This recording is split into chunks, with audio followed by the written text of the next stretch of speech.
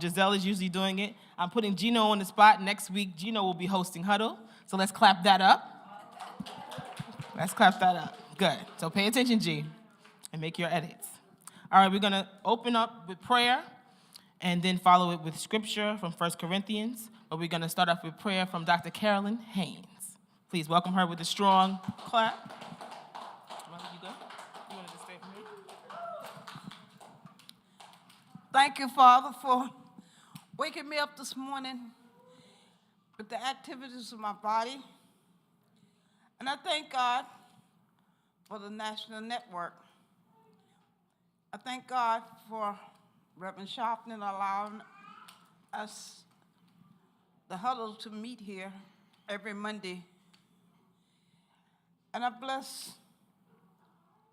Ashley and Dominique for having this program to help young people develop their minds, help them to learn what to do and what not to do. And I just want to thank God for blessing Dr. Kathy, that God is healing her and everything is working out in divine order for her. I bless her helpers. And right now I'm blessing each and every one that come to meet at this Huddle meeting tonight. Bless the ones that's on their way. Bless the ones that desiring to be here but not able to come tonight. And I bless all the workers in the national networks that assisting, giving support to the Huddle. And I bless each and every one that come, that they will return home safe. And in the name of Jesus, I release these ideas into the cosmic law of mine, knowing that all is well. In Jesus' name, so be it. Amen. Amen, so be it. As they say in my church, and that's that.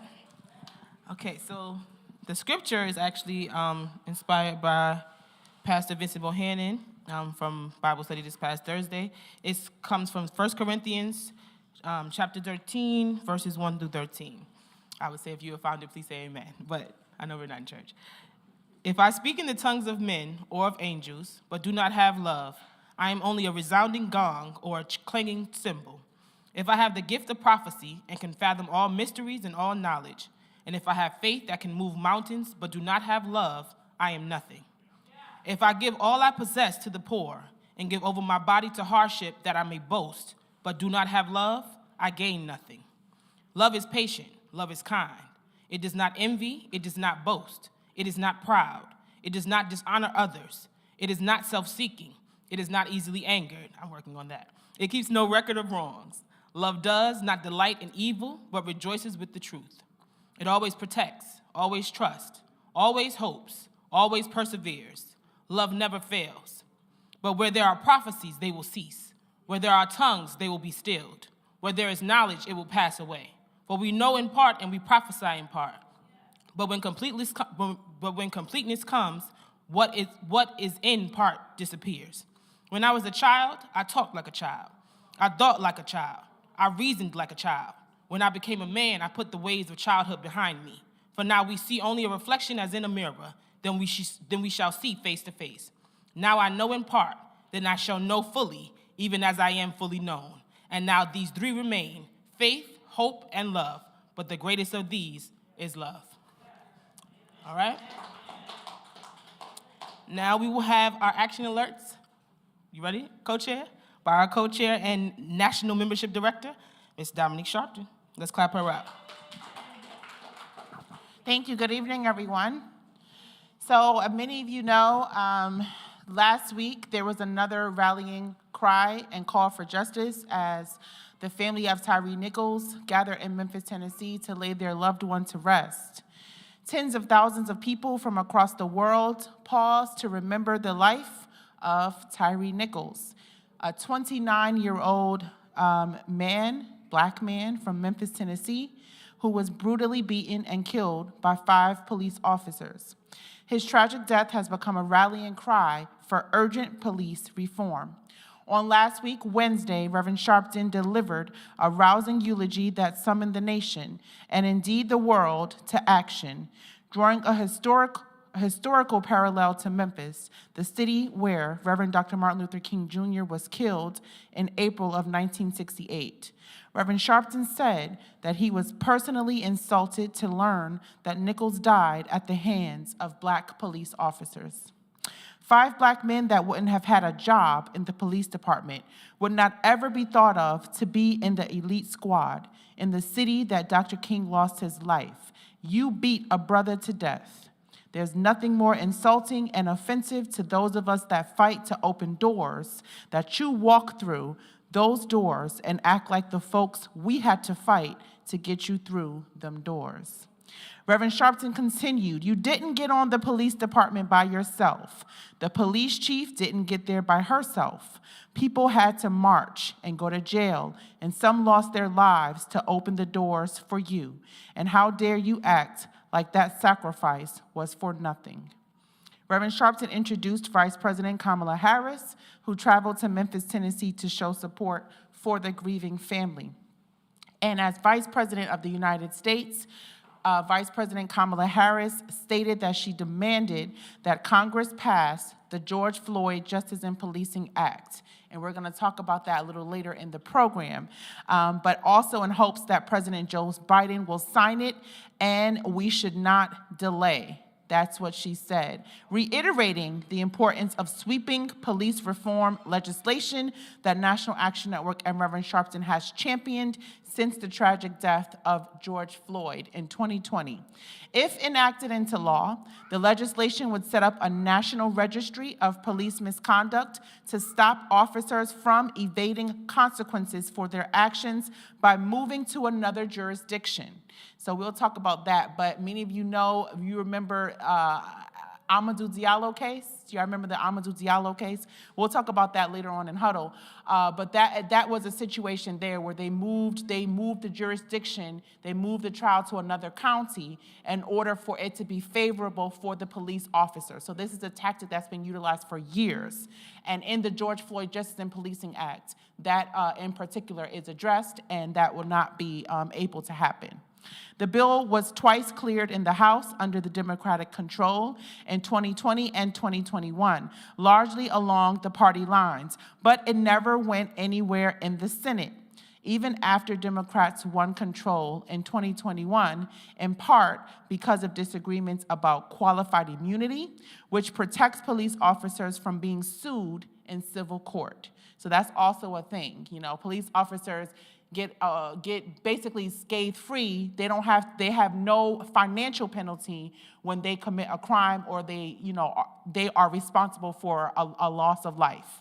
So they have no financial penalty, which is also going to change in the George Floyd Justice and Policing Act, because now that's stating that the police officers as individuals can be sued. So that also makes another conscience in your mind. If you know that you're gonna have to, pay up your pension, or you're gonna have to, pay your, you're gonna think twice about pulling that trigger. So that's another thing that definitely we need to get that passed. And then on Thursday, President Joe Biden said that he hopes that the tragic incident involving Tyre Nichols spurs some action and that we've all been fighting for. He said that he listened to Reverend Sharpton's eulogy and he thought it was first rate, but he also said we have to stay at it as long as it takes. Reverend Sharpton is in London, England this week, as National Action Network is going to be opening up an international chapter in London, England. So welcome to NAN London. Welcome to NAN London. And with the focus on internationalizing the struggles of oppressed people across the globe. Now this is serious because we fight oppression and we fight against police brutality and against racism and all of that here in the United States. But we often overlook the fact that there are people of color that are also discriminated against in different ways. Like there are, each country has their own thing. And so it was definitely interesting to hear about all of the discrimination and anger and hatred that is going on amongst people of color in London, you know? And so they are really energized and very excited to start a chapter of National Action Network in London. And Reverend Sharpton will also head to England and Scotland to speak at Homertown College, University of Cambridge. And while in the UK, he will also meet with students, activists, and community leaders, including Sir Simon Woolley. A screening of the documentary Loudmouth is also going to be shown. And as I said, we welcome London, England to the National Action Network family, and we look forward to bolstering our relationships and, fighting injustice as it happens all across the globe and what that looks like. So we are energetic and excited to work with London on National Action Network. Save the date, National Action Network's 2023 convention is scheduled and is going to be held at the Sheraton New York Times Square Hotel in New York City from April 12th through the 15th. So make sure you sign up. April 15th, that Saturday, is Youth Day, so I'm excited about all of the things that's going to be happening on that day as well. And we will end, of course, with the fashion show. I know y'all, the young people, are excited about that and getting ready for that. But it's going to be a real dynamic week of events, of forums that's going to be taking place. We're going to be talking about a lot of the issues, of course, that we've been discussing, student loans and other things, financial, economic responsibility. We're going to have a panel on the status of HBCUs and funding our HBCUs. We're going to have conversations about voting rights, healthcare, education reform. I mean, you name it, it's going to be there at the convention. And it's all free. Free 99, free 99. You just have to sign up and register to attend. And we are always looking forward to a great convention, but we need all of us to make that happen. So get on your posts, register, get 10 or 20 people also, in addition to you, to also register, because that's how we do it. And we look forward to having everybody join us in New York City, April 12th through the 15th. All right, thank you so much. I'll see you all later in the program. Thank you, Dominique. It was a lot. All right. Next is our Artivism segment. So we're calling A. Gregory Harris and Danielle Sorrell to the front. No justice! No justice! No justice! No justice! What do we want? What do we want? What do we want? When do we want it? When do we want it? When do we want it? When do we want it? Fist bump the person next to you and tell them you love them. And we definitely love National Action Network. Give a big round of applause for our London chapter. We're excited about that. And I just want to take this time to thank all of the committees who we came together in unity for a phenomenal, awesome Black History Month program. Give it up. Yeah, it was wonderful, wonderful, wonderful. And NAN Arts and Culture has always been our goal to collaborate with all of our NAN committees, and that happened on Saturday, the birthday of Rosa Parks, and we are excited about that. So I'm going to turn it right over to Danielle. What's going on, NAN family? How are we feeling tonight? Everybody good? Everybody in the right state of mind? We're making much, much progress, both domestic and international. And we must remain uplifted and realize that we got to keep our eye on the prize, so to speak. So I'm going to play a tribute. It was a Stevie Wonder tribute by an artist named Beyonce. It may be a repeat, but we all love Beyonce's music because she's talented, and she oftentimes uses her platform in a way that is, I'm going to say, very regal and renowned, and we appreciate her for that. We appreciate her ability, and by the grace of God, we can get this music going. It's a Stevie Wonder tribute, Higher Ground.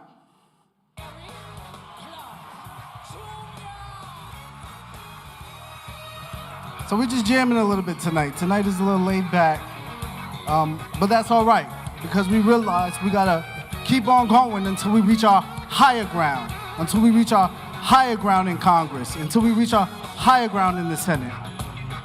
So just listen to the lyrics and let our thoughts meditate and manifest on that higher ground we are striving towards, that we are steadfast, wholeheartedly trudging towards. Can you get a little higher volume?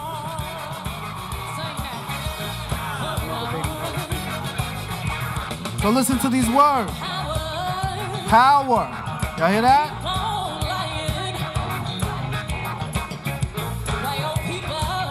Our people. Keep on trying. That's right.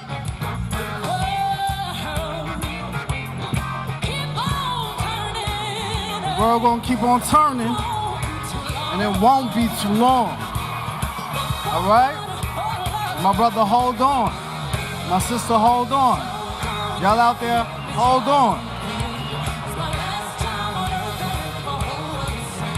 Keep on trying. Until what? What is it? Reach the high ground. Amen. It feels a little different tonight. That's all right.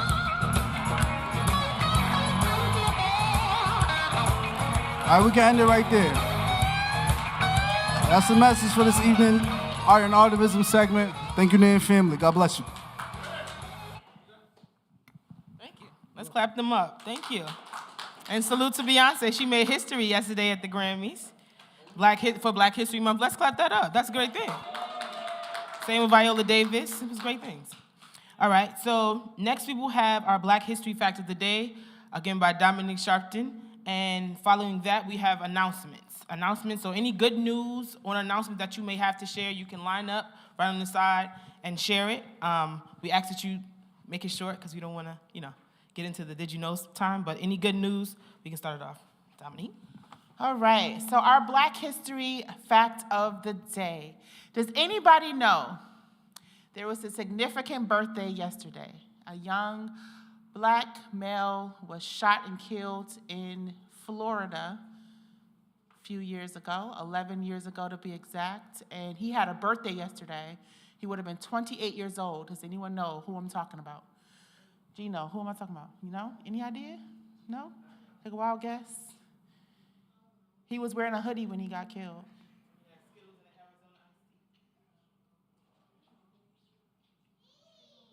Trayvon Martin.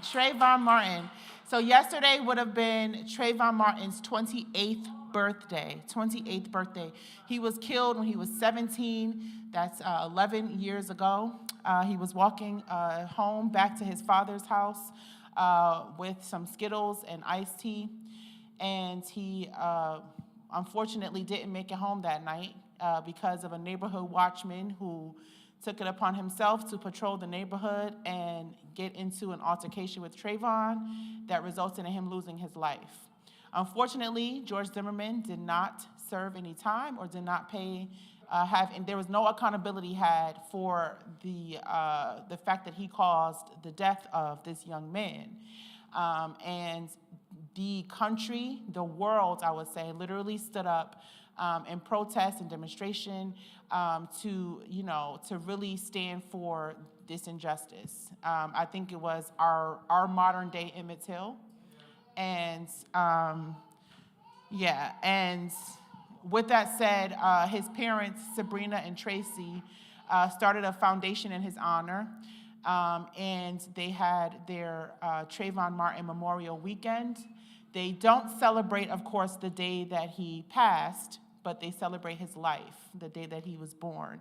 And so they do their commemorative events around his birth date, which was this past weekend. And this past weekend, in addition to them having their annual Peace Walk, in which many of the community leaders and elected officials come together and walk in peace in memory of Trayvon, who never got to walk in peace home. They also had a dinner, a gala, where they basically raised funds for the foundation. And at the dinner last night, they honored Ashley and myself as champions for justice and trailblazers, along with April Ryan and Roland Martin. And it was just an honor, and it was a great time. But also, we just, we have to remain committed to the cause, and we have to stay committed to the fight. There's a lot of people who we've seen that things have happened to, tragedies unfortunately have happened, and they get a pass to go in the corner and literally just mourn and check out, and that's okay. But this family has chosen to stand up, has chosen to really commit their pain, to a purpose. And so we want to do what we can to always support them and to do what we can to always lift up the name of Trayvon Martin. So let's say his name, Trayvon Martin. Trayvon Martin. Trayvon Martin. Happy 28th birthday, young king. We'll always fight in your honor, and we'll never forget you. Thank you, Dominique. Come on up. Anybody else have good news? You can follow her. Camilla, our praise dancer.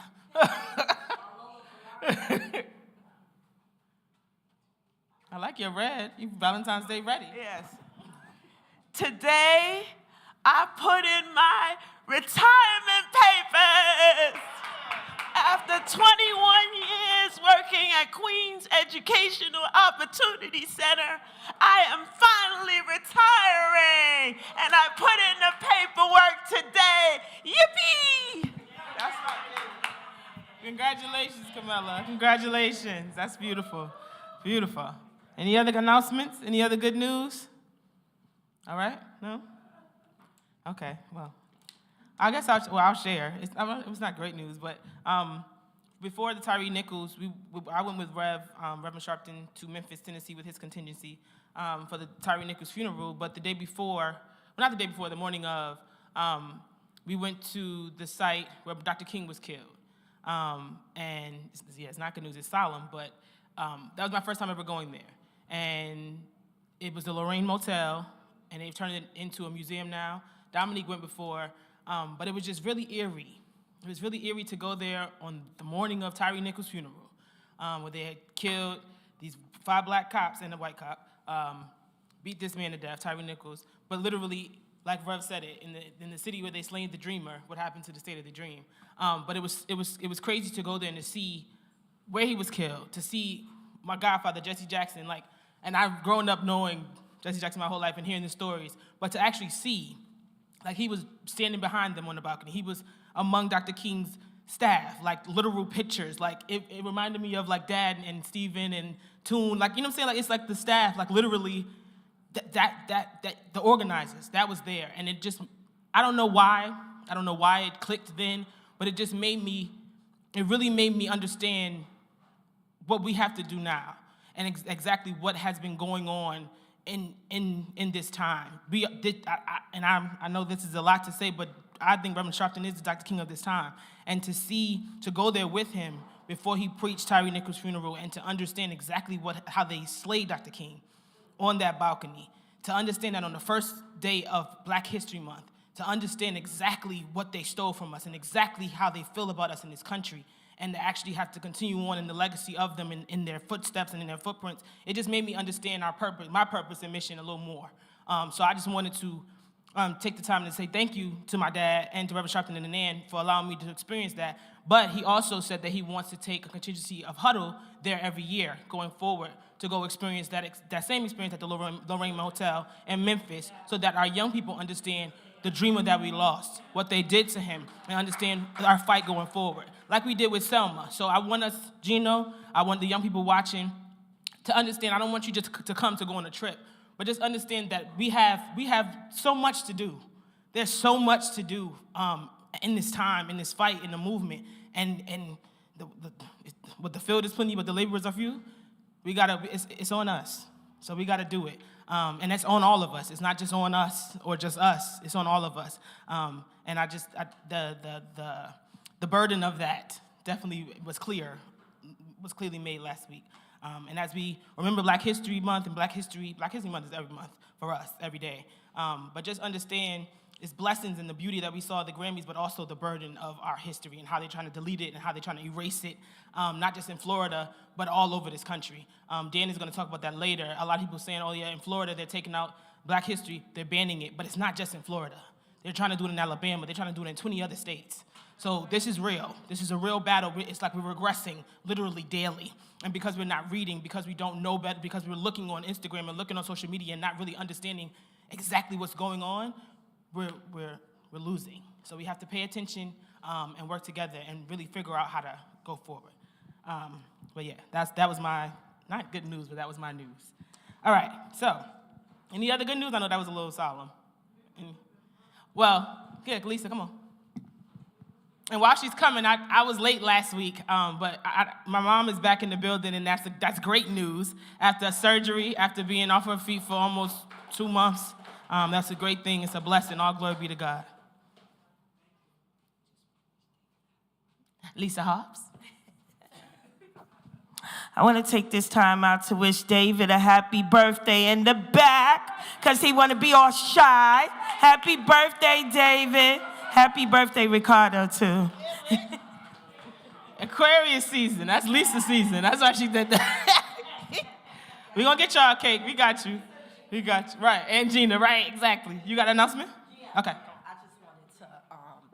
I just wanted to take the time and piggyback with Arnold and to thank all of the committee chairs and the committee members for collaborating together. And as we set the trend for Black History, Nan, it was a great, great day. And it was just good to see everybody working together, merging together, and I honestly did not expect so many people to stay, but I was so happy that they did. And we just didn't have enough time because more people wanted to perform, new people. So maybe we'll get an extra 30 minutes, all right?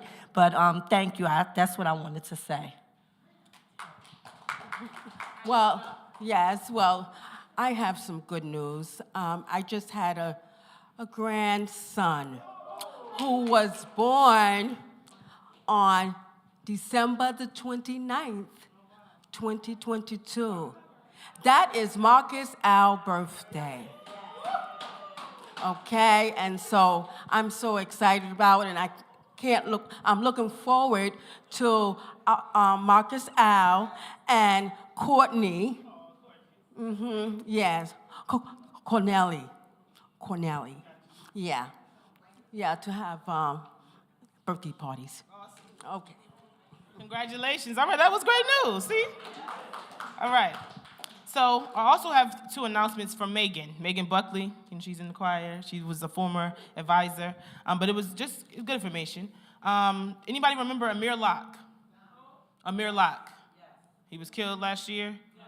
Okay. His parents were at the convention. They came here to speak. Attorney Crump is their lawyer. So it marked a year 2 days ago, but the parents have now announced that they are suing Minneapolis basically because of the no-knock warrant that the cops did to kill their child. So I'm gonna give the full story, but I wanted us to give an update because I don't like when we're on cases and we don't follow up. So Amir Locke's parents are now suing Minneapolis PD on behalf of their child. So that's the update with that case. Attorney Crump is the lawyer, so they'll be giving us updates as they go along if they need support. But that's basically what's going on with the Amir Locke case. And the last time we saw them was last April because they're in Minneapolis, but they joined us for convention. Now, this is interesting. This is random, but it's interesting information that Megan also sent. And it's an important announcement. The headline is COVID-19. Everybody knows what COVID-19 is, right? COVID-19 is the leading cause of death among children.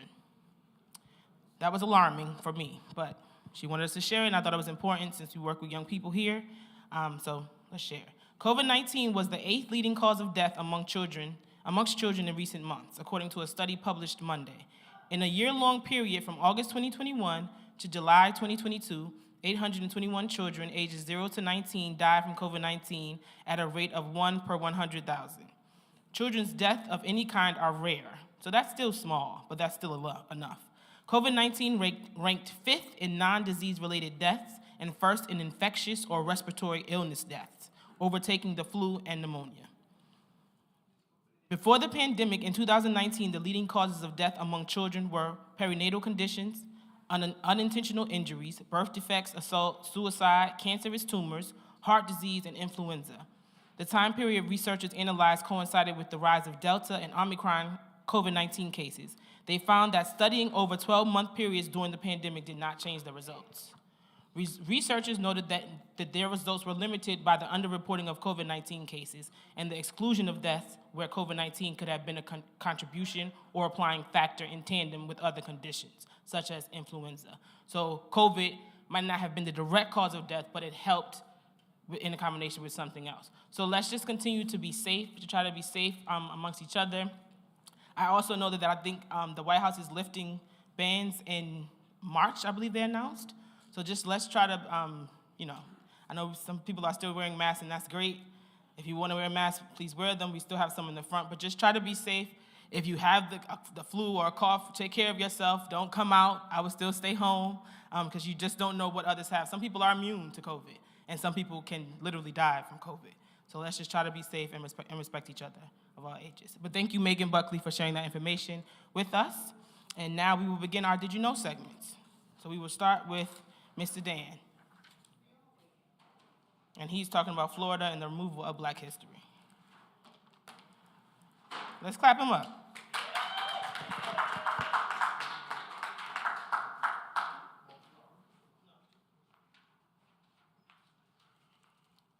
All right, I'm back on the microphone. There was a really, really long article I would love to share with y'all, but unfortunately, it's a little bit too at length.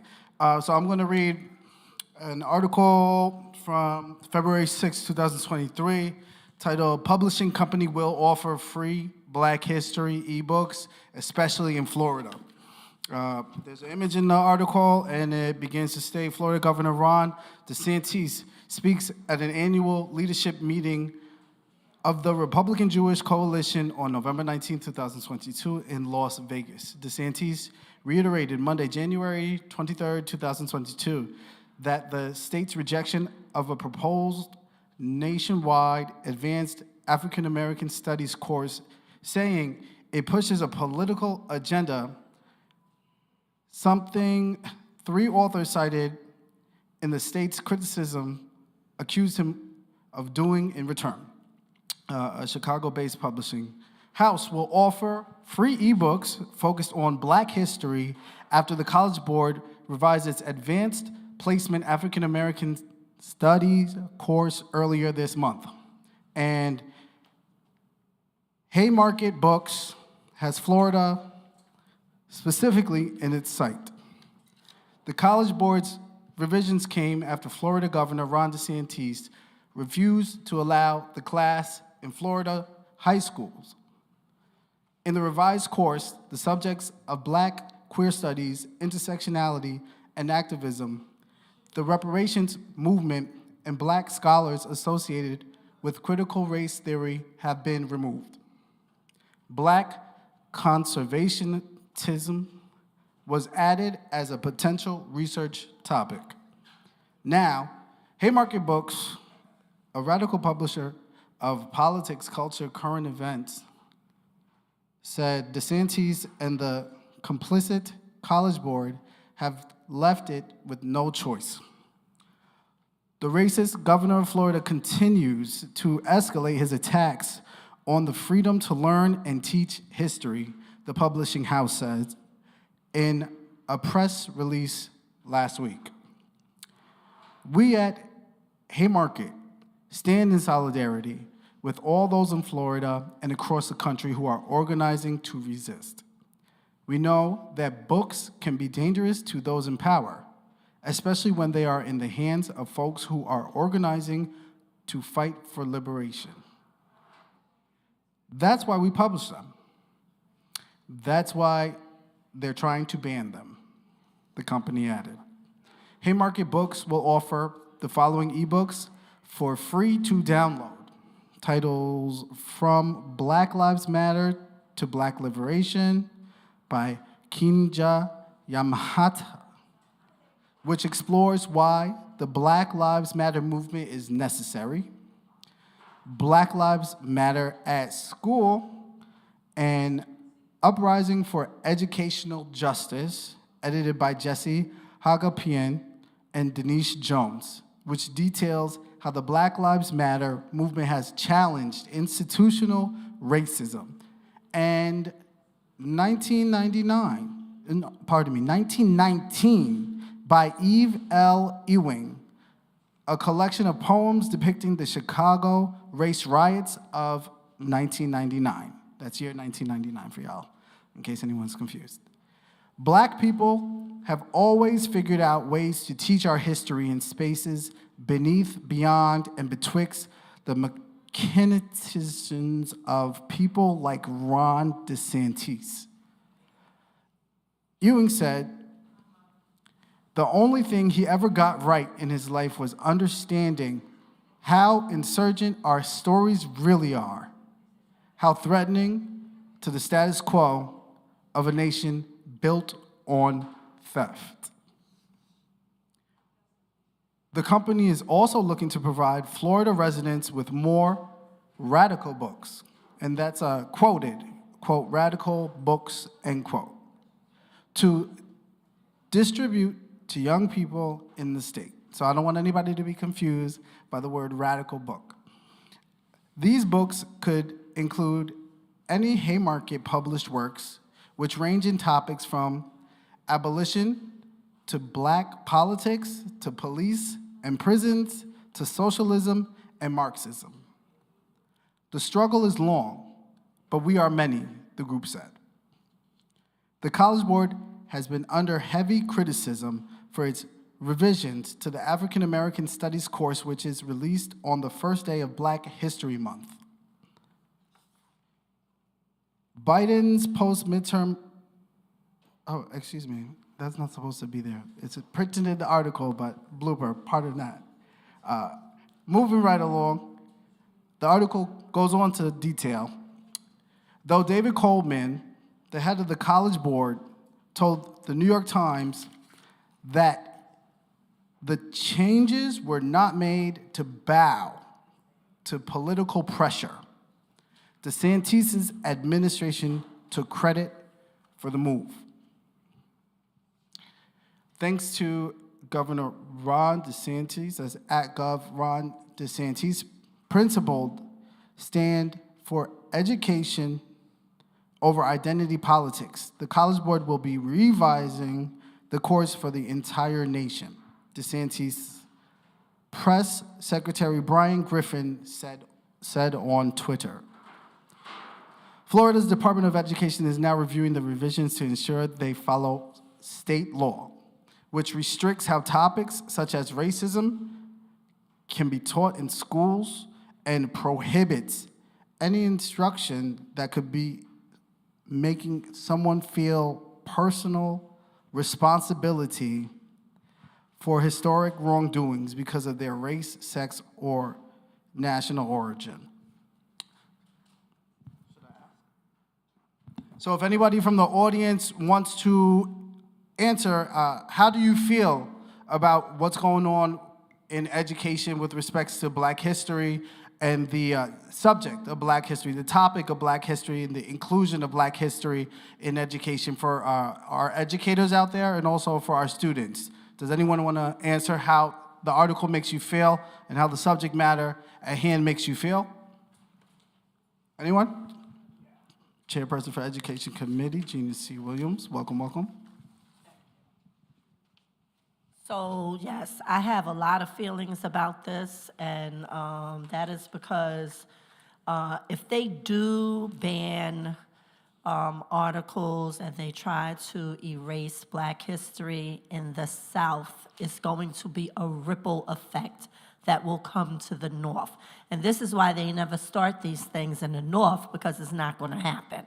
So as our mayor and our chancellor and the superintendents are diligently working with BEU, which is the Black Educator Leaders, to develop and to push the Black curriculum in schools, which is a marvelous thing, because people need to see.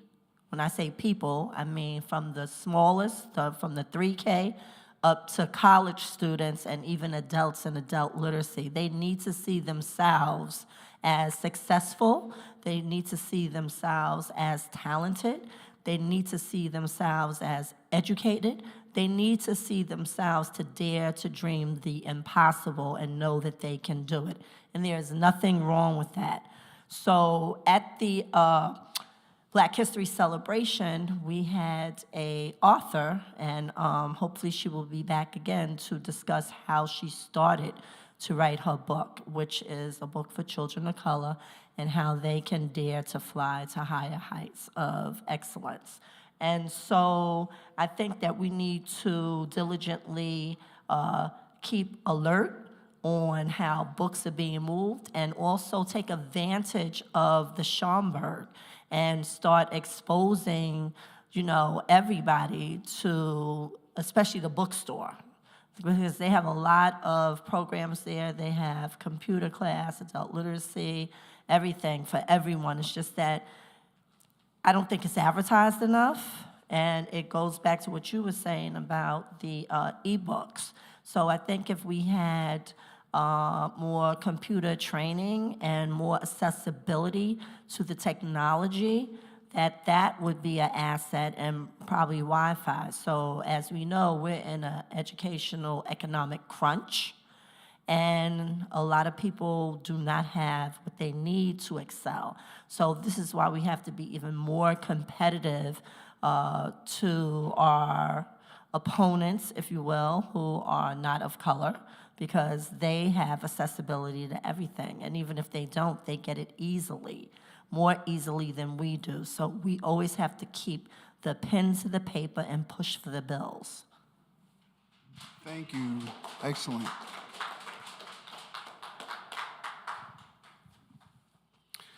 More and more, I'm present to the Willie Lynch syndrome. Everything that's happening in politics, in education, in finance is based on and founded underneath the Willie Lynch syndrome. Divide and conquer. You're not allowed to learn. You can't let people get smarter. It's like you can't have competition. Scared of women so that they manipulate and emasculate their young males. It's like the whole thing. If we just read that, turn that into an educational tool, and have that as a strategy to actually outdo it, I think maybe in 10 to 20 years, just doing that alone, we would kill this off completely. Because we've been dealing with this since 1619 or whenever Willie Lynch came up with his story. Early 1700s. Yeah, that's true. Because he was like, how come these guys ain't working it out, Jamaica's like, get out of here, leave me alone. And, we wasn't able to do that here. So if we could just learn how to use the Willie Lynch syndrome to our benefit and stop them from doing all of that stuff, because they're not doing anything that's not inside that. I think that's what would take care of us, but also take care of them, because they'd actually wake up and realize that they got to deal with us, because we ain't going nowhere. I'm complete. All right, I hope the audience understood that. Thank you for your contribution. Hi, God bless you all. Good day, everybody, and God bless everybody. I'm glad that we're here together. When I was listening to the article, I'm aware of some of what the College Board did. Right now, they're under pressure by the current politicians. Fortunately, these people do not have to be reelected. So when there's a new politician who really supports education, the College Board can now change. It's going to be back and forth, depending on how the voters vote. That we really, really understand that this particular party, AKA the Republicans, are not putting any shade on what their intentions are with voters. They're taking a lot for granted, and we must really show that the vote has a lot of power and that we can vote for people who are really about the well-being of all people. So when I hear the College Board, they're under pressure. They want the funding from the politicians who are currently in power. So I really understand that. But I also know that technology has enabled a lot of us, including me, to research what I want to know. There's somebody that's going to mention this, and we can follow up. The thing about it is the realization is whatever they're trying to suppress, they can't really suppress, because they can't explain without explaining what they don't want to explain, why we are here and why we have some of the same names they have.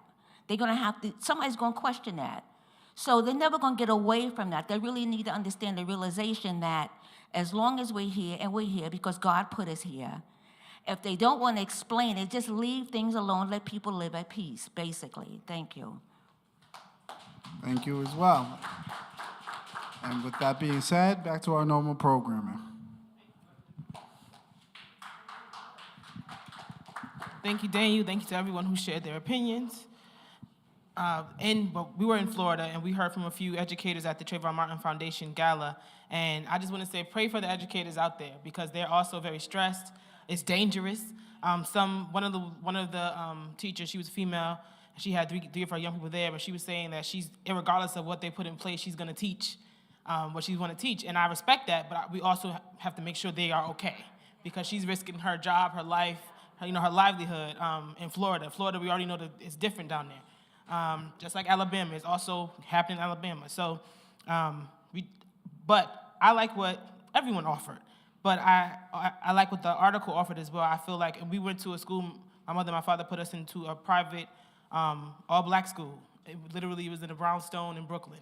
And it was literally for black children. And we learned African-American curriculum. We learned the Nguzo, we learned about Kwanzaa. We learned about the South African anthem. We had to sing, let our voices sing every morning. We had to wear uniforms. We had to learn Swahili. But the point is that this woman named Mother Ayanna Johnson, she decided to create a curriculum. And this was way before nobody was trying to take reparations out of books. But she felt that what they were offering in America was not sufficient for black children to know who they were and to know how great we were, how we come from kings and queens, and how they had to literally treat us like animals because they were that afraid of us, of our power and our minds. That's called slavery, and that's what they don't want to be mentioned and taught to their children because they're embarrassed. But we can teach our history. We can, if you know how to read, if you can, like you just said, like Gina just said, use the library, use the books, use the Schomburg, use the ebooks that are free, use different resources that are available.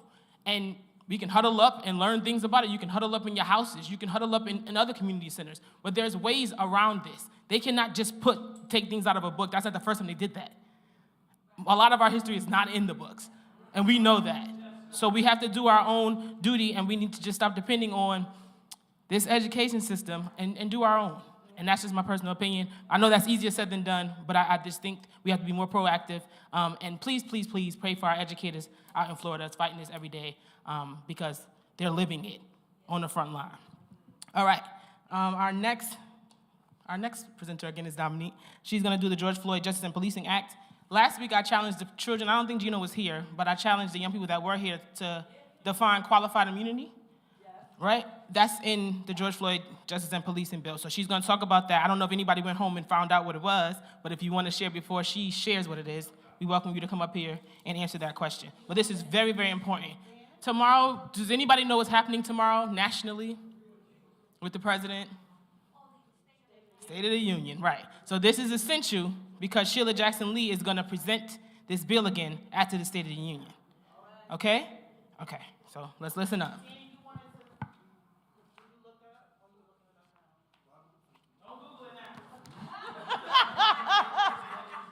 Did you look it up? Do you have an answer? What is qualified immunity? There. Okay, come on in. Come on in. I believe there was more to the research we were supposed to do regarding qualified immunity, which was supposed to yield us presenting some findings regarding when qualified immunity has particular functions. So qualified immunity, according to my Wikipedia reads, in the United States, qualified immunity is a legal principle that grants government officials performing discretionary,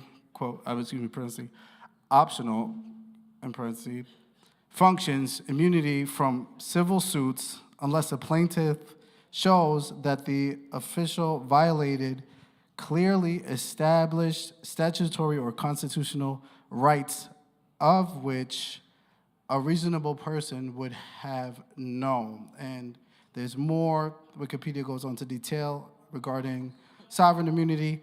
And in close, I feel it's important for us to understand indemnification and how indemnification can be used. And my case study regarding qualified immunity reveals that it's important to understand it's good for us to reevaluate and reassess qualified immunity because there are those using qualified immunity as an abuse of power, whereby they are scapegoating their responsibilities to protect and serve based on their own personal agendas, whether that be obviously corrupt or less obviously corrupt, so that they can find their own self-benefit while abusing the governmental systemic protections that have been placed in effect for those to protect and serve. So that is my point, and it is, again, regarding reevaluation of qualified immunity. Got it. Okay. So let's get into exactly what the George Floyd Justice and Policing Act is, because as many of you will watch the State of the Union tomorrow, as many young people will hear George Floyd Justice and Policing Act, George Floyd Justice and Policing Act, it's important for you to understand exactly what that means and what it entails. So for the first thing, I want to just update that, yes, Congresswoman Sheila Jackson Lee is going to reintroduce this to the, in the House of Representatives on tomorrow, with a provision, a new version of the legislation that will include the Tyre Nichols duty to intervene provision, and that is outlining officers' responsibility to act when they witness misconduct. So officers can no longer just stand by and be like, oh, that's not my thing. They will also be held accountable if they are at the scene and they don't do anything to interfere when they see a crime being committed by another officer.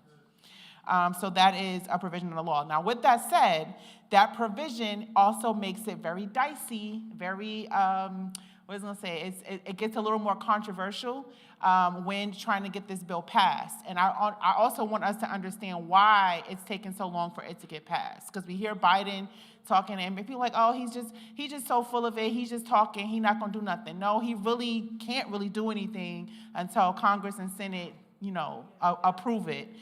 So that's why it hasn't been passed. But what is it actually? The George Floyd Justice and Policing Act, it is a federal bill aimed at reforming U.S. police departments by cracking down on controversial tactics like the no-knock warrants that was utilized when Breonna Taylor was murdered, and making it also easier to prosecute officers who are accused of violence. The bill is named after George Floyd, and the legislation would ban federal law enforcement officers from using chokeholds like the one that ended Floyd's life. And it would also require state and local police departments that receive federal funding, defund the police, that receive federal funding to adopt the same policy. Are y'all with me? Okay, stay with me. State and local police departments that receive federal funding would be required to enforce a number of other policies as well, which includes providing officers with body cameras, in which we saw the body camera footage that was released from Tyre Nichols' situation. They are going to be required to wear the body cameras and have them on when they stop civilians on the street. Also establishing an anti-discrimination program and mitigating the use of deadly force. Has the Congress tried to pass the George Floyd Justice and Policing Act before? Yes.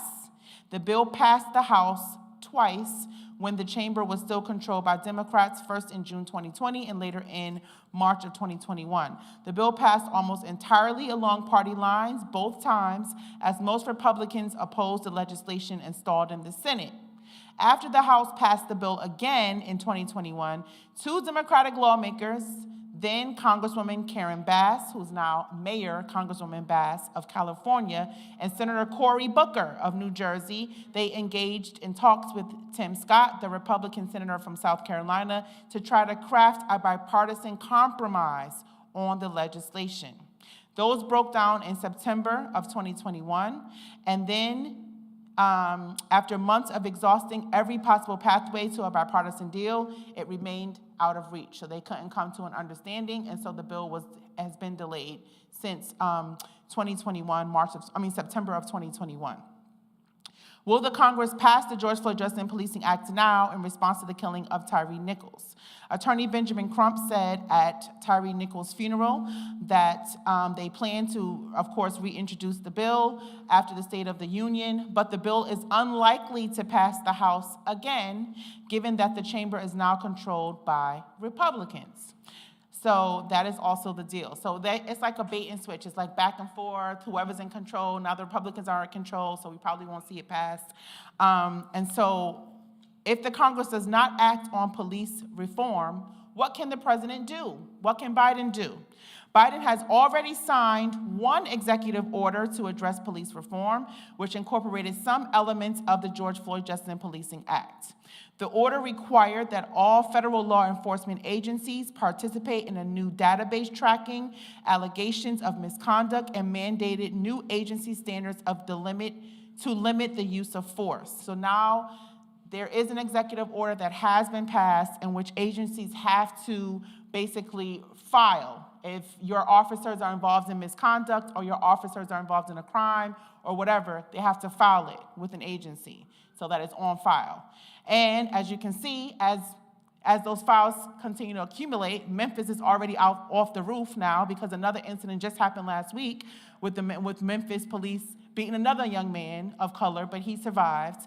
But as that track record starts to build, you start to see these practices and these police departments be put on blast, by these federal agencies. So that is also, it's not something that we can necessarily see with our eyes as being very effective, but it is something long-term that can be very effective when we're trying to crack down on exposing. Reverend Sharpton used to paint red X's on crack houses to expose injustice. So this is another way that will paint that red X on these police departments in various cities who have a high rate of misconduct. Y'all following me? Yeah. All right, stay with me. But civil rights leaders say that the order does not go far enough to address the issue of police reform. That ain't good enough for us. We got the executive order, but that not helping us. Y'all still stopping us on the street. Y'all still attacking us. You're still killing us, and you're still getting away with it. That's not enough, okay? So the White House has echoed that sentiment.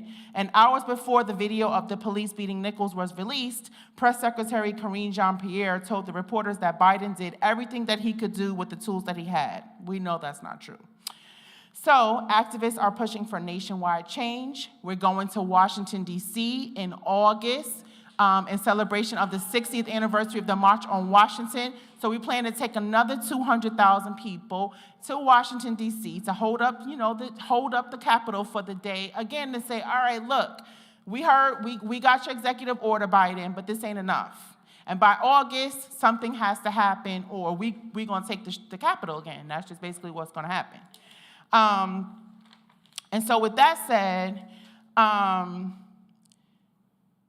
we need to understand our critical role in getting this legislation passed, right? So our role is to demonstrate, continue to make noise, stay out there, be visible. Everywhere we go, we come out in massive numbers, and we're talking about this bill needs to be passed, this bill needs to be passed. That's the demonstration part. The legislative part, we also need to be in Biden's ear, and Kamala's ear, and these congressmen's ear. Y'all saw Senator Kirsten Gillibrand here Saturday. So there's a continued conversation being had, which you may not see or understand, that has to continue to happen in order for this to move forward. All right, so I just want y'all to understand the layers to this. Everybody understand? Okay, so now, in the end, Biden can sign an executive order that includes and encompasses bits and parts of the George Floyd Justice and Policing Act. So he can take qualified immunity, pass an executive order on that. He can take the reporting to agencies, pass an executive order on that. He can take the body camera footage, the body cameras, pass an executive order on that. So he can keep taking parts of this and passing executive orders until we get an inclusive bill. And we'll take that. So that's plan B. Start passing these executive orders on sections of the bill that we know we need to happen right now. Right now. So you can do the body cameras right now. You can do an executive order on qualified immunity right now. So there are things that can be done that we need to, so that's where we come in as activists. We need to be knocking on Biden every time. Nah, we don't want you to come. When you come to King Day, you want to speak for us, we need you to pass the executive order. You want to come speak at our convention, pass the executive order. Because we know what's happening in 2024 is a re-election. This brother's going to be running for a re-election. There's going to be a presidential election. And I'm telling you, this is going to be on the forefront of how they will address the Black agenda. You understand? And we are at the helm of that. So I just want y'all to understand what's going on right now and how we play a critical role in really what can be decided for Black America in the country. So understand your role. Understand your role. And it's important that you understand this and you understand what this bill entails, because that is what we need to do. We need to get Biden right now to start passing executive orders on sections of the bill leading up until August. We go out, massively demonstrate in August, and then we need him, by the time he wants to step out and say, re-elect me, we need to have this done. So that's the plan. All right, I think I took a lot of time. Anybody have questions? I think Ms. Gina wanted to come up and ask something.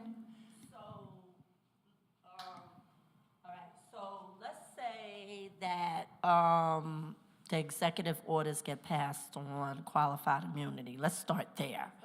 When would that take effect? Now, is that going to take effect and be accountable for all of the past behaviors, for all of those who have committed, or are they going to use, not to, give them an excuse, but I kind of see where this is going to go, they're going to use the black police officers as strange fruit, even though they deserve the full extent of the law, but they're going to make them the example.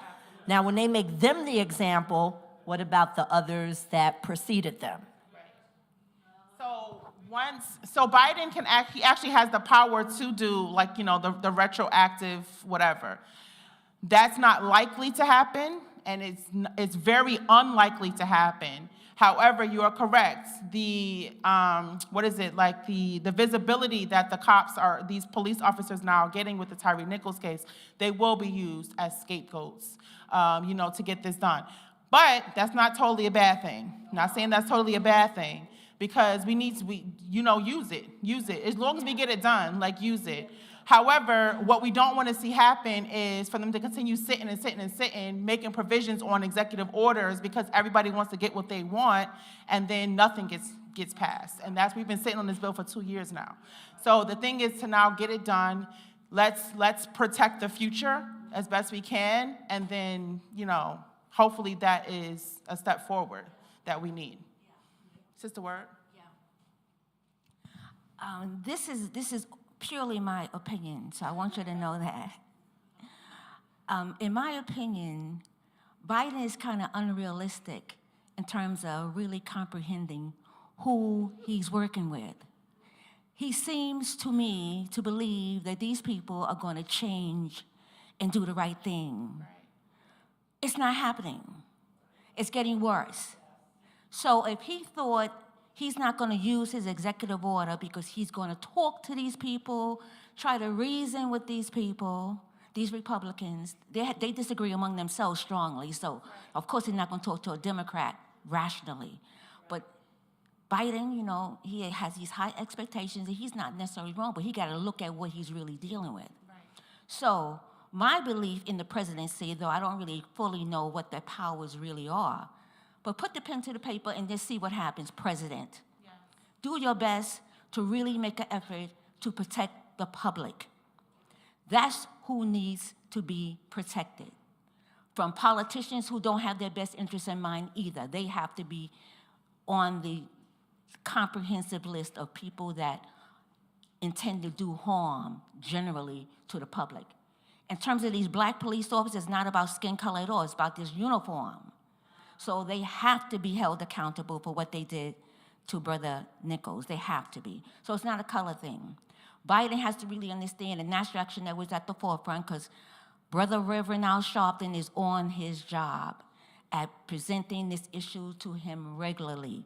There's now mothers of children who have been killed by police officers who are on their job. Biden really needs to comprehend there's a need for correction, and if he has that power, use it to the fullest extent necessary. It's necessary. Thank you.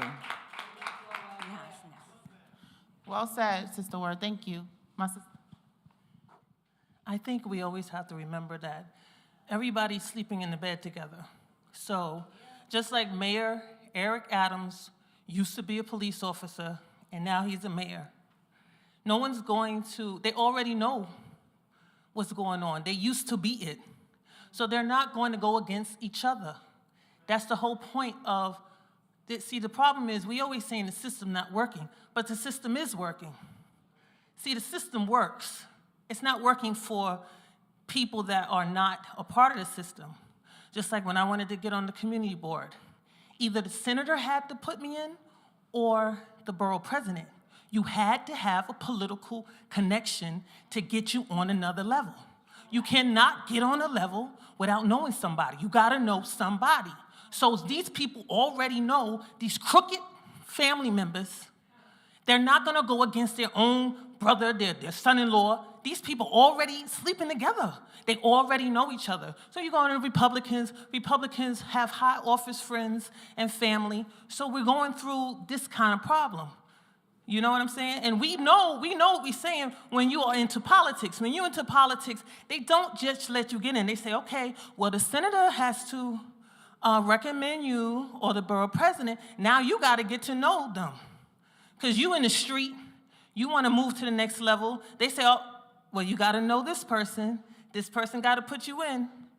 We all got to be connected. It just doesn't happen that way, and only the general public gets confused about that. And we got to educate the general public about how you got to know this person to move this way and how to move silently.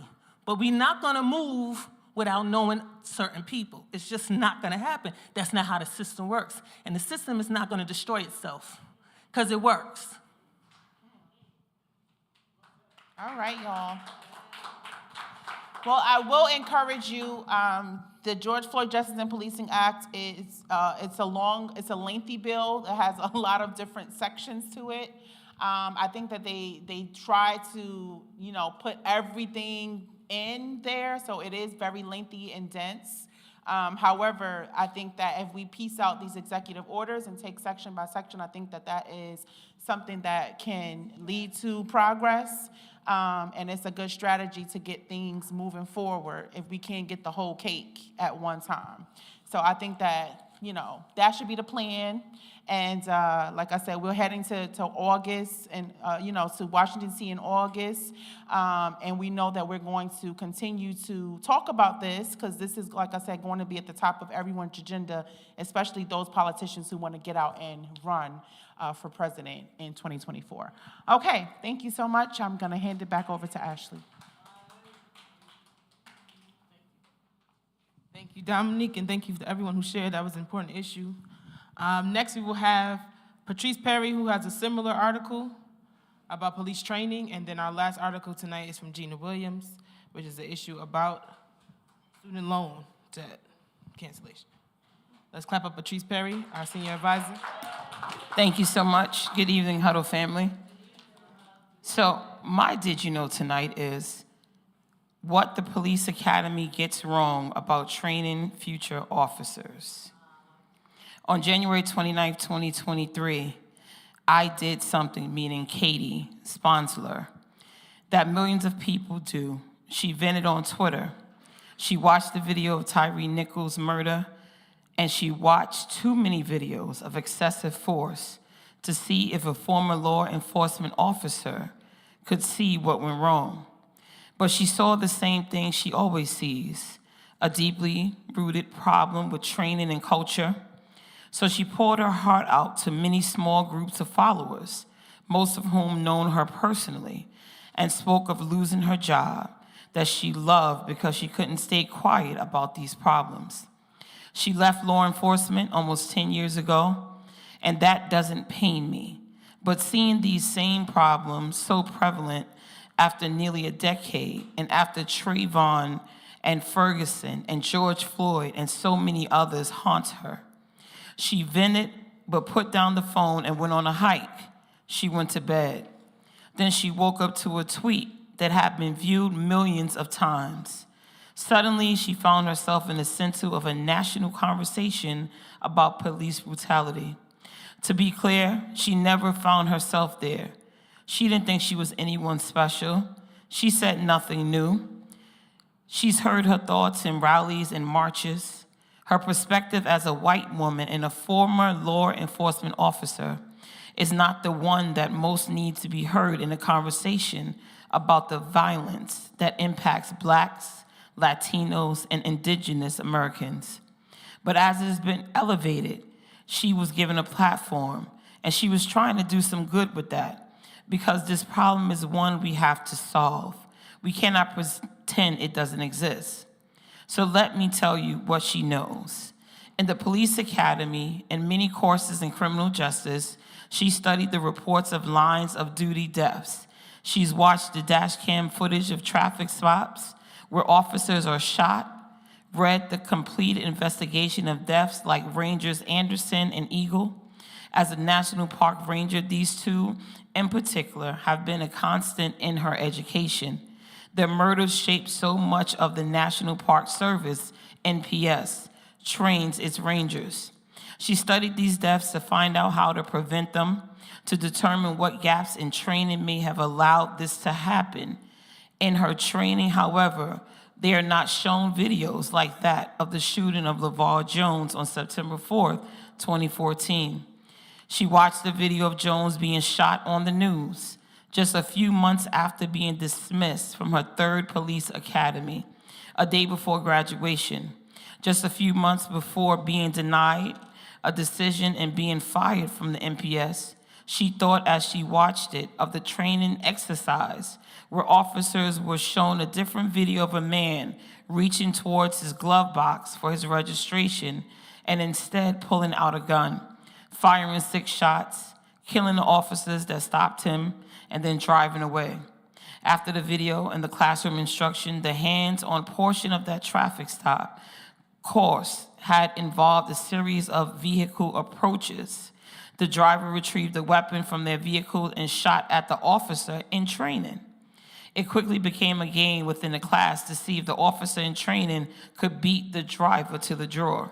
Reaching into glove boxes, center consoles, under their seats and visors, those playing the role of drivers always produced a firearm and immediately shot the officer before they reach in the vehicle. We cannot keep adding to a list of names, comforting the tribe we know while ignoring our neighbor's pain. We have to start saying the words that admit we have a problem, and we have to come to the table ready. Listen, it won't be enough at first. We can end qualified immunity and mandate de-escalation training today. And again, it will not be enough. But at least we won't be standing still on opposite sides of the cannon, yelling into the void. At least we'll be moving forward. Tyree Nichols, Breonna Taylor, George Floyd, Philando Castile, Sandra Bland, Tamir Rice, Eric Garner. We must learn and change from their deaths too. So I have a quick question, and it's going to be short, 3 quick answers. And, we've talked about this here at Huddle many times in reference to the training of police officers. Do we feel that the community should be aware of how cops are trained? And do you think that will stop the deaths that's happening so much? Do we believe that communities should know how cops are trained? And if we should know that, do you think it will stop all of the deaths that are happening with the new officers? And just keep in mind, they just had a class of new officers for the NYPD in New York City. Yeah, when I hear the word training, it just seems like it's such a bogus excuse. I don't know if I'm being fair with that thought process, but I will explain why. I believe that every police officer is encouraged through training to not cause injury to whomever they want to bring into custody. I believe they're properly trained to handcuff people when they get them in a position where they can handcuff them. For example, with Tyree Nichols, they could have handcuffed him like numerous times, and they didn't. I know they're trained to cuff people. They get one arm, bring it back, snatch up the other arm, cuff them, and then put them in the back. So I believe they're properly trained. What I also believe is it won't change until some laws are changed, because right now the level of fear is intense on both sides.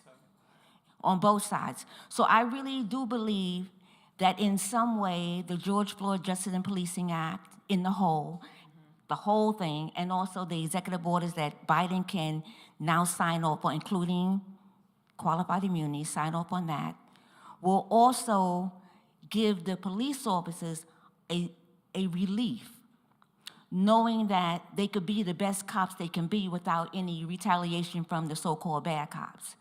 They need the law to be on their side too. And since the law is not on their side, they have to pick and choose, and usually the wrong side.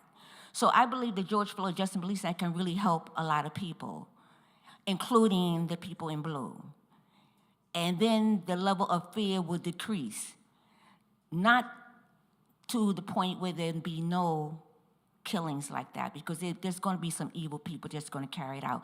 But I think it will be a relief to people who want to do the right thing but currently don't have the support, and therefore they're going to just ignore it. Now they're going to be charged too, but they're really just trying not to get involved with the bad cops at all, so they'll stand on the side.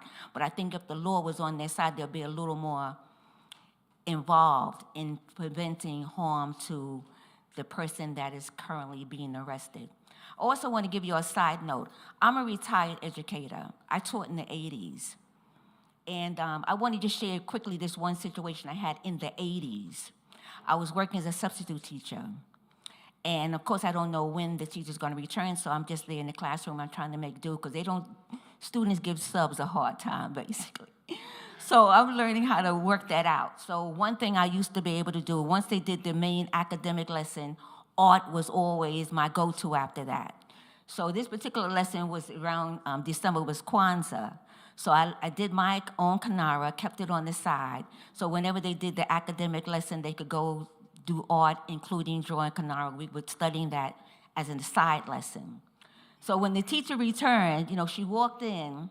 This is not a teacher of color. She walked in, saw the Kanara, and snatched it down and ripped it up. All I could say in my young mind at that time, because I was still maturing, trying to deal with a lot of stuff. So I just stayed, as quiet as I could. But I said to the students, "You all saw that, right?" That's all I could say, So I feel for these teachers today. I'm not a teacher today. I don't think I could be one, because I'm an activist, so I'm sure I wouldn't have cooperated. So in the meantime, teachers, you'll have our prayers and our blessings, and just keep encouraging civil rights organizations, including National Action Network, who are really on your side, and we're going to do our best to provide you the opportunity to educate, because teachers who really want to be teachers have a heart for their students. I taught in elementary school, so I taught a lot of different subjects, but teachers who really enjoy teaching, they have a compassion for the success of every student. So God bless your teachers, and keep up the good work. Thank you. Thank you. Come on. Give us your thoughts. No justice, no peace. No justice, no peace. Good evening, family. My sidekicks again, they're not 100%, so they're not with us tonight. The question, the homework last week was qualified immunity. Qualified immunity, as I understand it, kicks in. It kicks in after the harm has been done. It kicks in after the harm has been done. But it's still a good thing, because, we just don't know what the future holds. There are just some bad people out there. This is bound to happen. And I think, especially for law enforcement, who are here to bring the suspects to their day in court. Because the thing that I don't hear mentioned often enough is that every person who the police encounter, even if they saw them breaking the law, they are still a suspect until they have their day in court.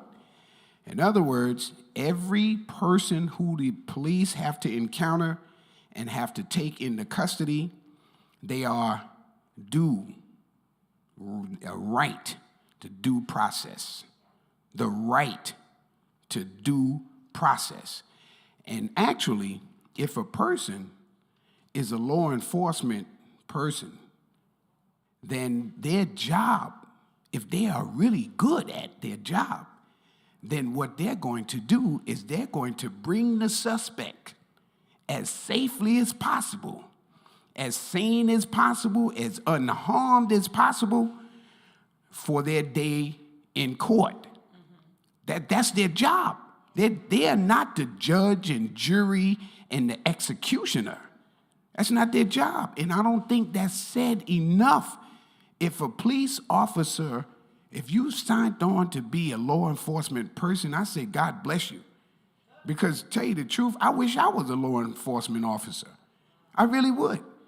Because then that would give me some authority to walk through the community, and if I see somebody drop something on the street, I can say, hey, listen, you know, that's littering. And not to mention, don't you think our neighborhood is dirty enough? Why don't you put that in the trash basket? You understand what I'm saying? And then nobody won't be able to look at me and say, man, mind your own damn business. Because then I can say, no, I'm telling you, this is the law. You understand what I'm saying?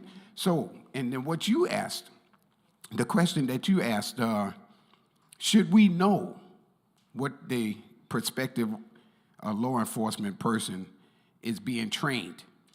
Well, you know, I don't know if that's really that necessary, because then we could say, somebody can argue, well, should we know what the firemen, FDNY, is being trained? Do we know what MTA is being trained? Do we know what the U.S. Postal Service is being trained? You know what I'm saying? I don't know if it's necessary, really important. I don't think it should be a secret, though.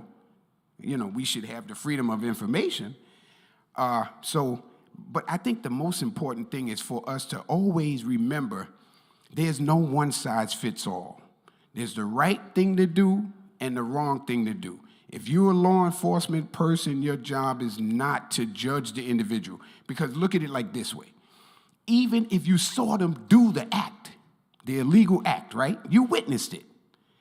That's going to help your case when you bring them to the court.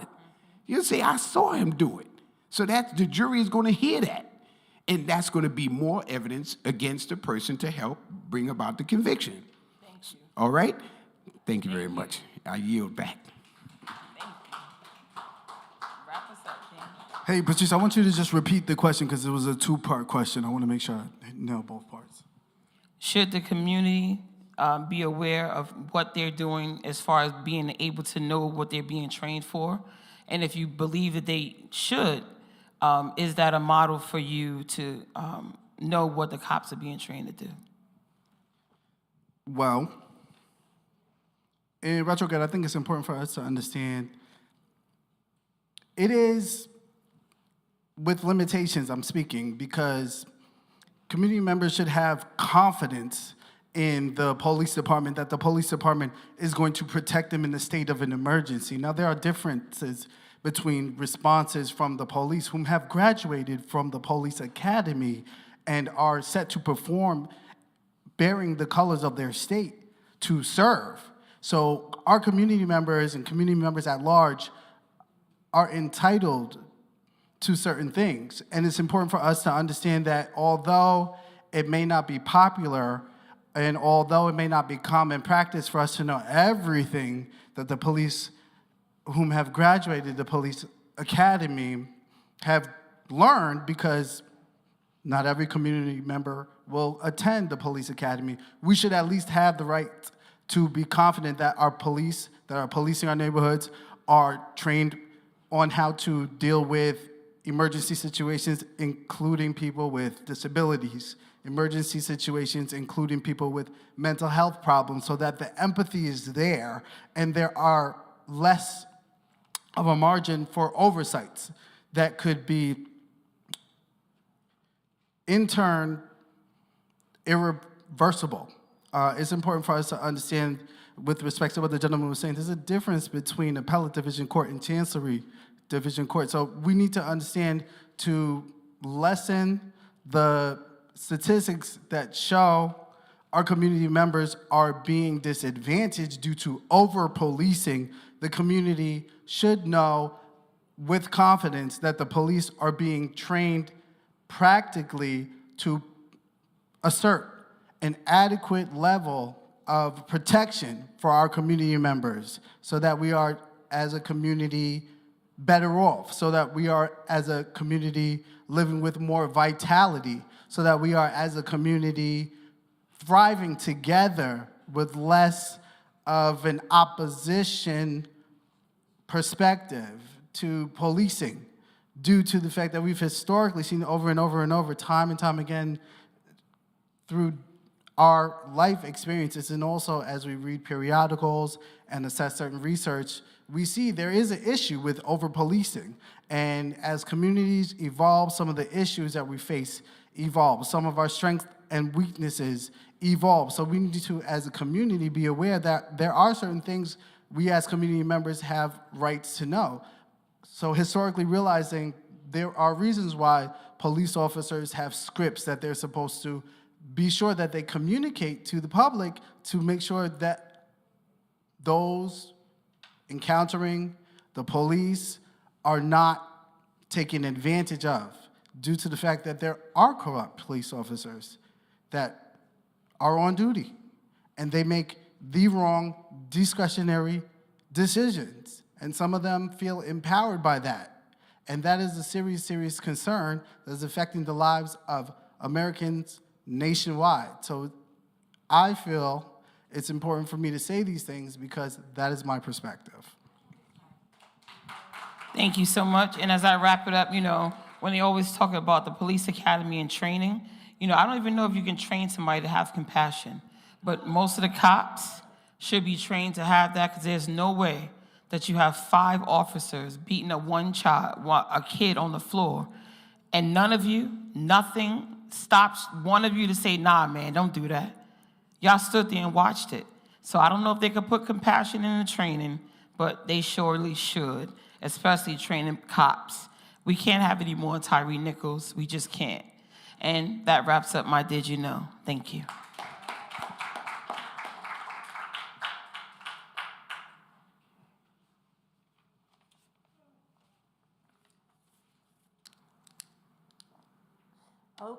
Okay. So there's a lot going on with the Republicans who are united to oppose the Biden student loan forgiveness and the debt relief initiatives. And right now, the Republicans are urging the Supreme Court to strike down the Biden law forgiveness plan. So where it was already approved, $26 million to borrowers, that they would be forgiven, of course, the 50 states. Now the Republicans are leading the states and conservative lean legal organizations to say stop. So the Supreme Court has taken up 2 cases of oral arguments that are scheduled later for this month, and actually Felipe Dosa and Usman are going to be at the White House on February 28th, and they're going to be having in-depth conversations, rallying and organizing and protesting the Republicans in this act that they tried to hold up for student forgiveness loans, because it is just creating an economic crunch, debt factor that people are not going to come from with under. I still have student loan debt, and I mean, every time when I get halfway is something else. And it's the interest. If they would just take the interest away, that would help a lot of Americans right there. So as the Biden administration argues for the HEROES Act that started effective 2003 with the Education Department to modify the student aid programs in response to the national emergency such as the pandemic, and this would include the broad student loan forgiveness. But here we are again with the Republicans. So Jeff Duncan from South Carolina on Friday is just like, hey, no, we are not, they're overstepping the authority of the Congress to undermine the will of the American people and to send the country further into a debt. This is ludicrous. This is absurd. So right now, as the former Education Secretary, Betsy DeVos chimes in as well. She's joining several other former educator secretaries to argue that Biden's student loan forgiveness plan is illegal under the HEROES Act, and it should be vacated.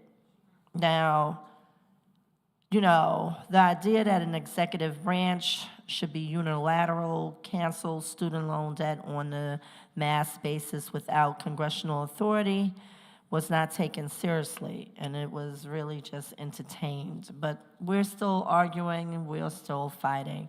So hopefully the Republicans will step back, take a look at the new student loan-driven repayment reforms. And hopefully, and I have the utmost confidence in Felibi and Usman that they're going to rally and campaign effectively. But as the Republicans keep rolling in the plan, we have Virginia Foxx, another Republican from North Carolina, the woman who is the House of Committee on Education and Workforce, and Senator Bill Cassidy, another Republican from Los Angeles, ranked members of the Senate Committee on Health, Education, Labor, and Pensions. They are trying to develop a criticizing plan. Now, we know that the Republicans, they go and they give each other these signs, and that's how the disgracefulness happened at Capitol Hill. I mean, that's just absurd how people just take over, they want to storm in and kill people. So, and during the pandemic. So not only is this creating more mental health, it makes you wonder where the mental health effects are going in for the Republicans. Are they getting any counseling? So right now, the most important fact here is you have parents, such as myself and my ex-husband. We have signed on for my daughter to help her graduate from Howard University. And she also attended ROTC to help pay for this. But we have the Parent Plus borrowers. We need to be relieved too, because I have a 12-year-old. I would like for him to go to college, but I don't think I could afford to take out another loan unless this forgiveness loan is passed. So Felibi and Usman, our prayers are with you. You are the champions right now at the forefront for the huddle, and we have the utmost confidence that you will make a strong impact and a difference. And right back here on the home front, we will be doing everything we can to support those efforts. Thank you.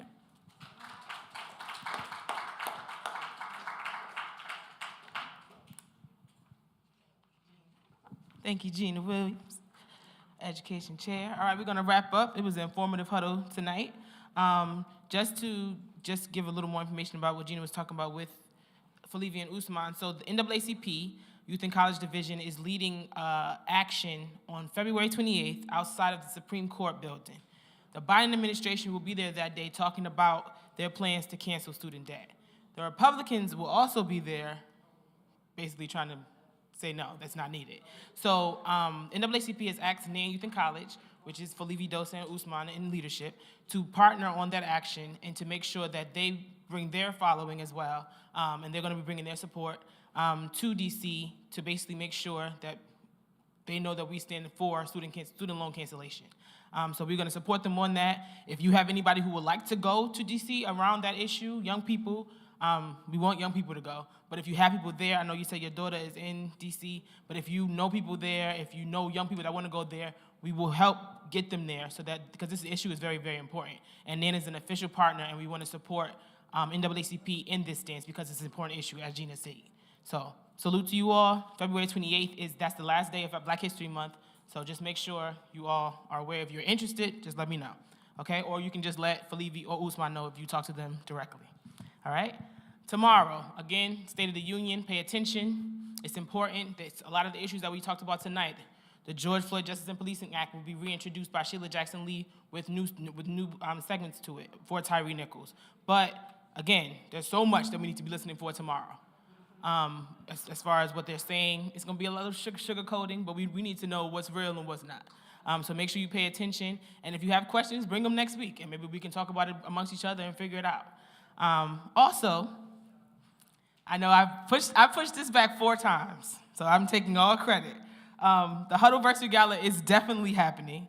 It's not changing. It's forever gonna be.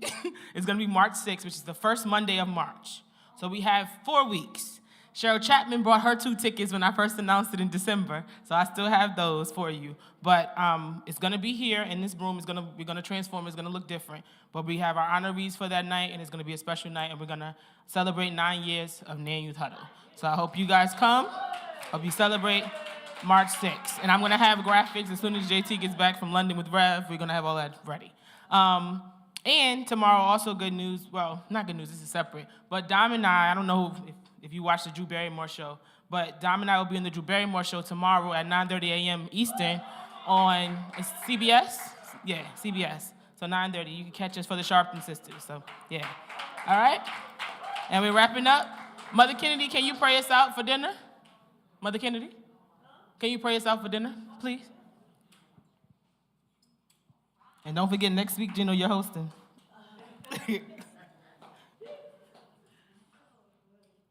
And if I don't know if people know this, but Megan sent Did You Knows for today and information. If you ever have an article or a topic that you want us to talk about here, just email nanyouthhuddle@gmail.com, and we'll definitely get it, and we'll bring it up. Well, we're interested. nanyouthhuddle@gmail.com. Any articles, any links, any topics, or any guests that you want us to invite. Okay? Thank you. All right. All right, Huddle people, Huddle family. One thing I want to say before we pray, and I have to pray all the time because I am so sick of these Trumplicans. They're not Republicans. Because I come from upstate New York. I was born in Albany and raised up in Saratoga Springs. It's a Republican country. And once this clown got in office, people started withdrawing, especially through upstate. You don't hear this on the news. You're not going to hear it. They don't want to even associate. And they're the ones who started calling those people in office with that clown Trumplicans, because they did not want to be associated as Republicans. That was part of what was going on with that idiot. And not call him an idiot.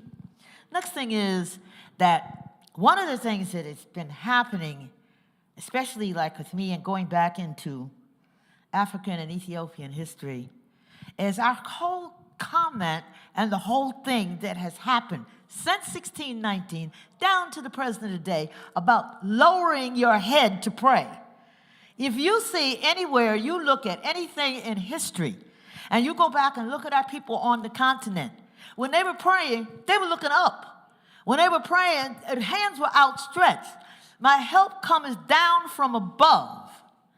And when you ask for what you need, you are looking up. The idea of having you close your hands, bow your head, and pray, that was something that was done during slavery, when the chains were about our ancestors' neck and the heads were made to look down. This is one of the things that we really need to study about our history. Because when you look down and you close your eyes, your hands are together, and while your eyes are closed, when you look up, everything is gone because they're robbing, stealing, and pilfering. But if you're looking down and your head is bowed and your hands are clasped, number one, the slave masters never liked to make eye contact because the African ancestors had a stare that could really send you to your grave. These are little known facts that we need to think about and incorporate and think about. Look up when you pray, your hand outstretched, your help cometh down from above. All right. Everybody take a deep breath in through the mouth. Take a deep breath in through the nose, out through the mouth. One more time, in and out. Mother, Father, God, creator of the universe, we thank you right now for life, for health, and for strength. We thank you for our ancestors. We thank you upon all of those shoulders that we've stood upon. We thank you for enlightenment. We thank you for learning. We thank you that you are able to keep us.